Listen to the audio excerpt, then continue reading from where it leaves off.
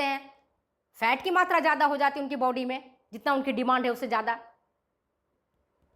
खूब खाते हैं, खूब मिठाइयाँ चेपते हैं, तो उनको क्या हो जाता है, हाई ब्लड प्रेशर, उच्च रक्तचाप। खूब मिठाई खाओगे, खूब नमकीन खाओगे, खूब समोसा खाओगे, खूब मिर्ची बड़ा खाओगे, तो हाई ब्लड प्रेशर, उच्च रक्तचाप।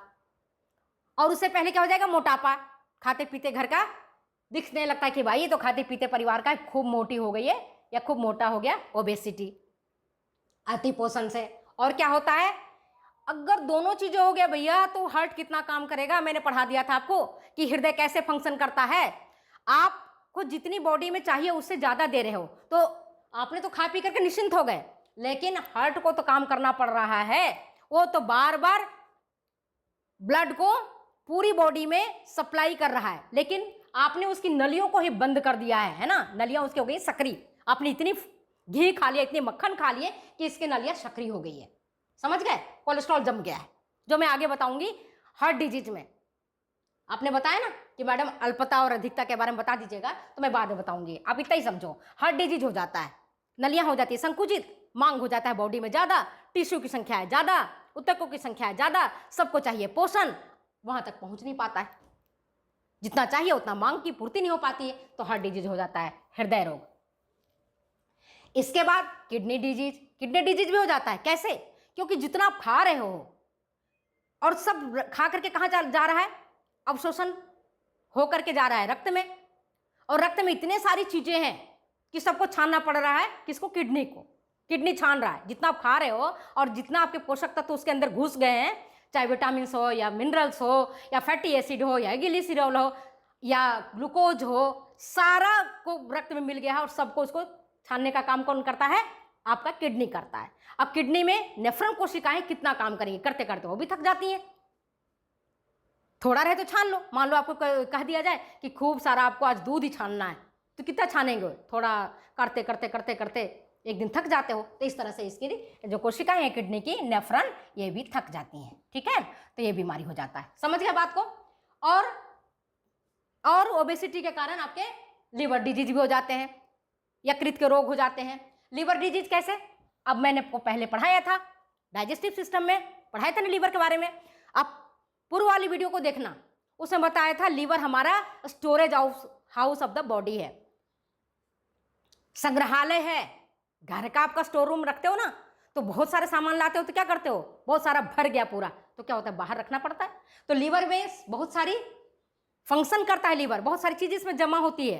अब आपके पास इतनी ज्यादा सी चीजें हैं कि लीवर की कोशिकाओं में भर जाता है, लीवर फैटी हो जाता है ना। तो ये तो जब लीवर में फैटी हो जाएगा, उसमें घाव हो जाएगा, तो इसको बीमारी हो जाएगी, लीवर भी काम करना बंद कर देगा। तो समझो कि अति पोषण जो हम कर रहे हैं, खूब कचौरियाँ, पूड़ियाँ, पुलाव और दुनिया भर का चीजें खा रहे हैं, है ना, तो अति पोषण के कारण भी हमारा ये रोग हो रहा है। तो आप ये सोचो कि संतुलित आहार है, नहीं है ना।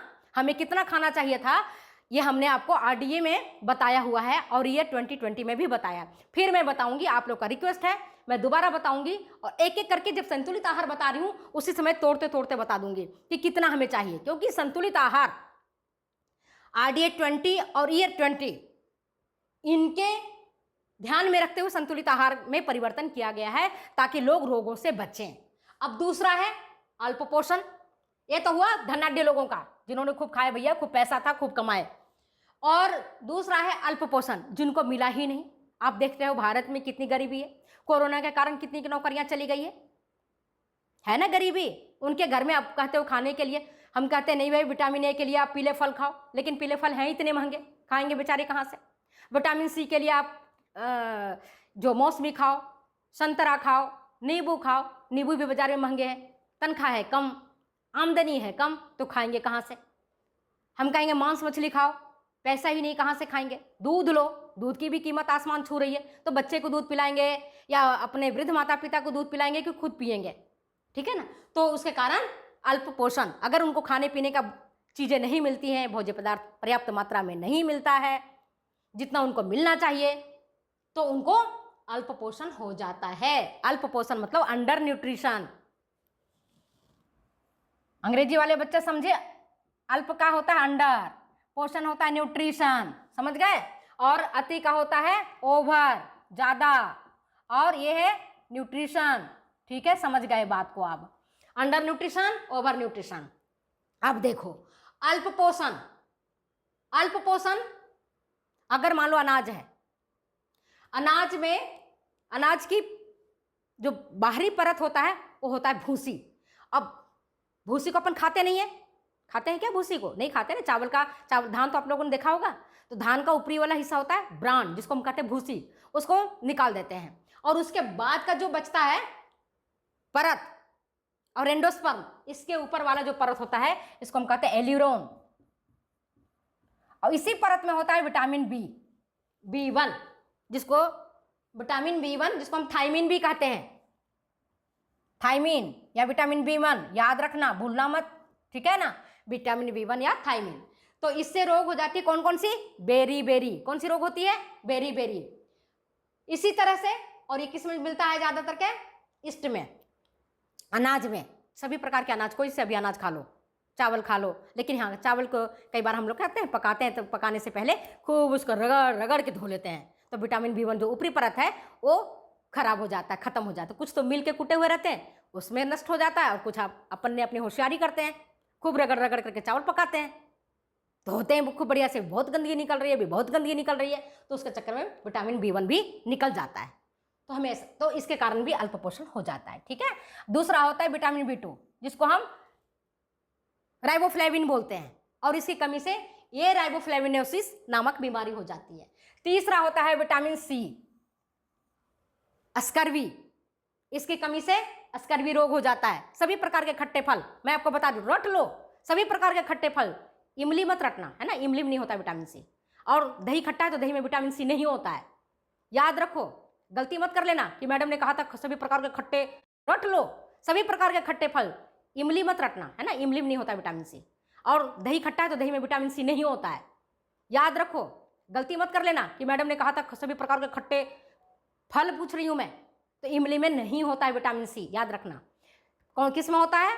संतरा, मौसम्बी, नींबू और जो भी दूसरे खट्टे फल हैं उसमें विटामिन C की प्रचुरता रहती है, जिसकी कमी से स्कर्वी रोग हो जाता है।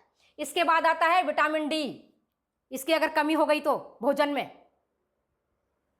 ऐसे तो आपको मुफ्त में मिलेगा विटामिन D, अगर आप अपने बालकों को थोड़ा सा मालिश करके धूप में लिटा दोगे, है ना, तो उनको विटामिन D मिल जाएगा। लेकिन यहाँ बात हो रही है आहार की, तो हम आहार पर चलेंगे, तो किस में मिलेगा बच्चों को? कॉड लिवर ऑयल, नाम सुना है ना, बच्चों को मछली का तेल पिलाते हैं, जिससे कि उसको विटामिन D की पूर्ति हो जाती है। समझ गए बात को?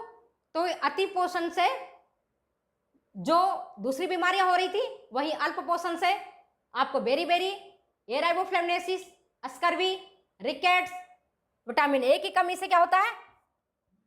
रतौंधी, जिसको नाइट ब्लाइंडनेस कहते हैं, और ज्यादा विटामिन A की कमी होगी, अंधता। आजकल देखो छोटे छोटे बच्चों के भी चश्मे लग गए, विटामिन A ही नहीं आहार में है।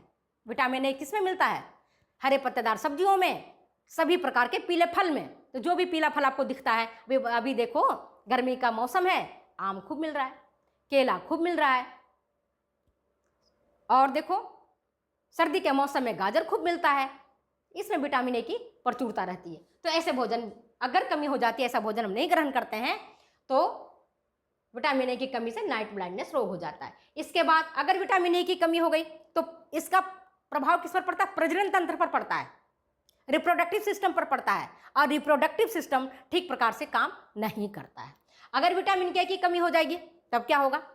बताया था मैंने आपको, जब आपको मैंने ब्लड पढ़ा रहा था, प्लेटलेट्स पढ़ाई थी, तो विटामिन K की अगर कमी हो जाएगी तो ब्लड क्लॉटिंग, रक्त का जो थक्का जमना चाहिए वो नहीं जमेगा, कम हो जमेगा। समझ गए बात को? मैं समझती हूँ आपको समझ में आ गया होगा।